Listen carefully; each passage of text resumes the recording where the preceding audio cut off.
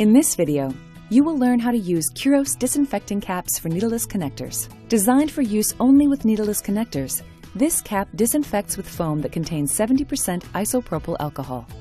Curos Disinfecting Caps for needleless connectors are available individually or in strips of 10. The strip has a hanger at each end, so the strip length can be customized to reduce waste. To use the cap, peel it from the foil.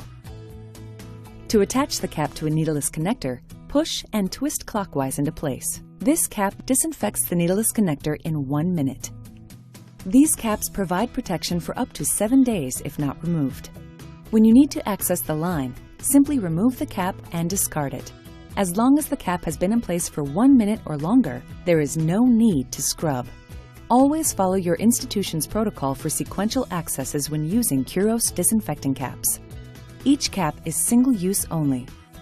Replace with a new cap after accessing the line.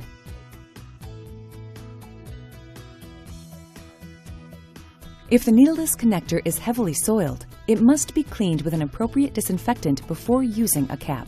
Do not use a cap if the seal is broken, torn, punctured, or the sponge appears to be dry.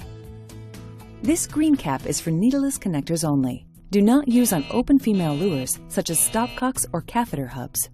To maintain the integrity of the strip, do not fold the strip, wear it, or place it in your pocket. This will help prevent cross-contamination that could result as you move from room to room. Curos caps are single-use only.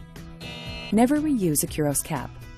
After removal, the cap should be discarded and replaced with a new cap. Thanks for your time. You're helping put a cap on contamination.